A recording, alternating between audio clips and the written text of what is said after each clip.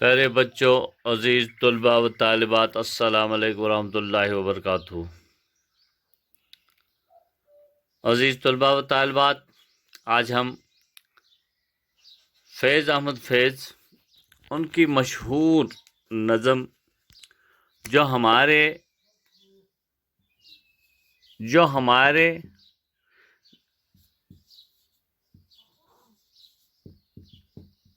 نصاب بہارستان اردو میں شامل ہے، شیشوں کا مسیحا، غالباً میری پسندیدہ نظمیں ہیں، ان میں سے یہ بھی ایک نظم ہے۔ عزیز طلباء و طالبات، اس سے پہلے کہ آج ہم نظم شیشوں کا مسیحا پہ بات کریں گے، میں چاہتا ہوں کہ سب سے پہلے ہم فیض احمد فیض کے حالات زندگی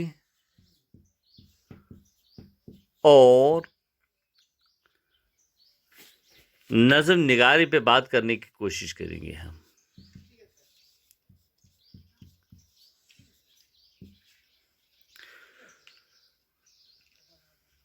پیارے بچوں، اقبال کے بعد فیض ہمارے زبان کے دوسرے شاعر ہیں جنہوں نے غزل اور نظم دونوں کی طرف توجہ کی اور دونوں میں امتیاز حاصل کیا، لیکن اقبال ہی کی طرح فیض بھی پیامی شاعر ہیں اور غزل فلسفہ پیغام کو پوری طرح محتمل نہیں ہو سکتی۔ ناچار شاعر کو نظم کا سہارا لینا پڑتا۔ فیض نے شروع سے ہی نظم کو ذریعہ اظہار بنایا اور اس میں زیادہ سے زیادہ دلکشی پیدا کرنے کی کوشش کی۔ انہوں نے نغمگی، امیجنری، استعارہ، تشبیہ جیسے فنی تدابیر کو ہنرمندی کے ساتھ استعمال کیا اور اپنی نظموں کو دلکشی، رعنائی کا پیکر بنا دیا۔ فیض احمد فیض نے اس زمانے میں بھی بڑی دلکش نظمیں لکھیں جب وہ کالج میں زیر تعلیم تھی۔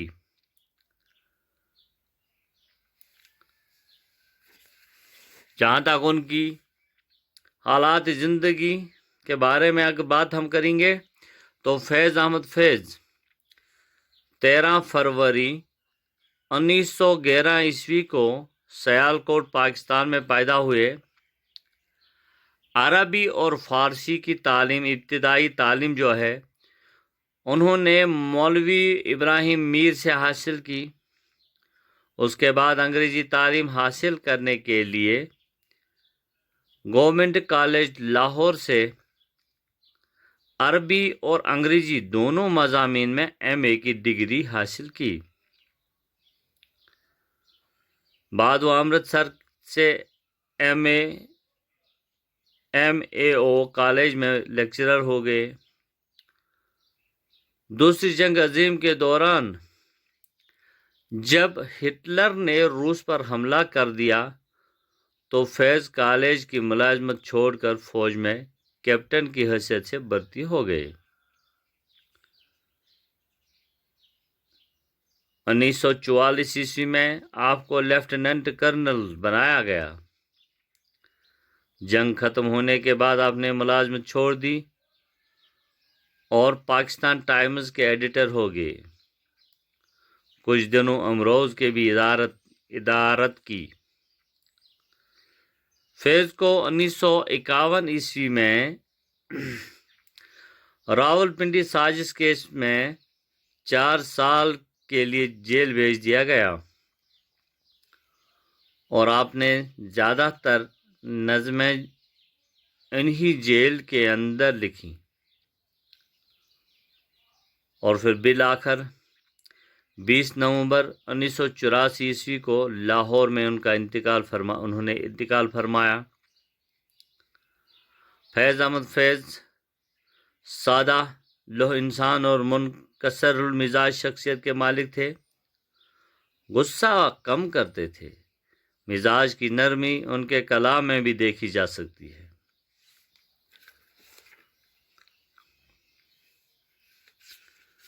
چونکہ جیسا کہ میں پہلے بھی عرض کر چکا ہوں کہ فیض احمد فیض انہوں نے کالج کے زمانے سے ہی، یعنی کہ طالب علم کے زمانے سے ہی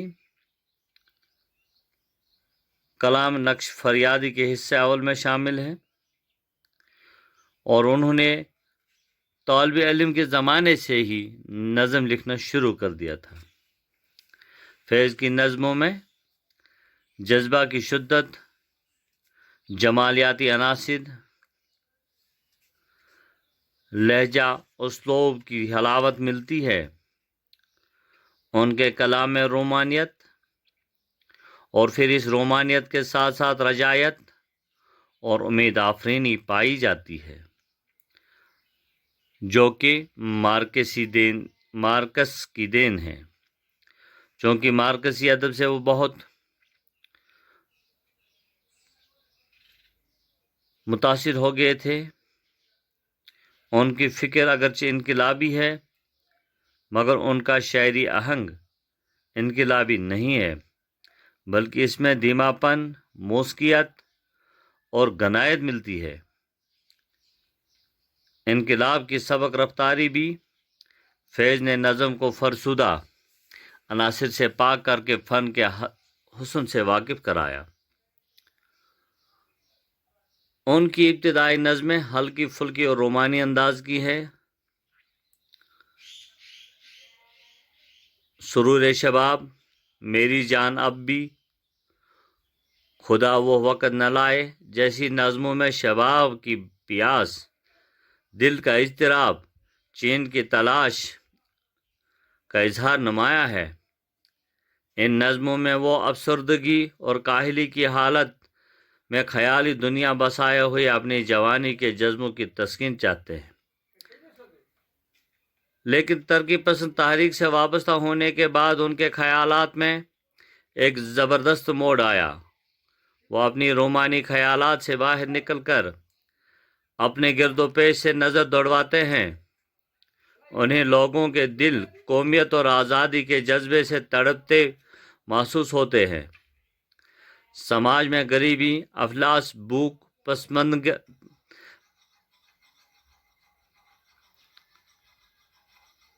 پسماندگی کے مناظر طبقاتی نظام کی دین ہے۔ انگریزی سامراج کے خلاف لوگوں کے دلوں میں نفرت کے انگارے پھوٹ رہے تھے۔ فیض احمد فیض کو ان حالات و واقعات سے بے حد متاثر کیا۔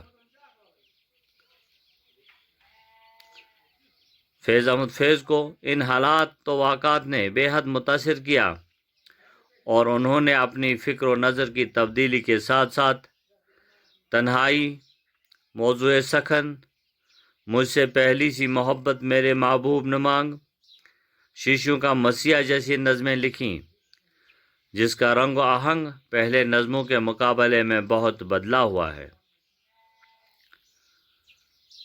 فیض احمد فیض کا پہلا مجموعہ کلام نقش فریادی کے نام سے سامنے آیا۔ اس کے بعد کلام کے دوسرے مجموعے بھی منظر عام پر آتے رہے، جن میں زندہ نامہ، دست صبا، دست تہ دست، سروادی سینا کے بعد دیگر منظر عام پر آتے رہے۔ ان مجموعوں میں کئی ایسے نظمیں بھی شامل ہیں جو عشقیہ کم اور سیاسی سماجی نوعیت کے زیادہ ہیں۔ ان کا فن بھی پختہ ہو چکا ہے اور خیالات بھی بلند اور بامقصد ہوئے ہیں۔ فیض کو سوویت یونین کے سب سے بڑا اعزاز لینن امن انعام دیا گیا ہے۔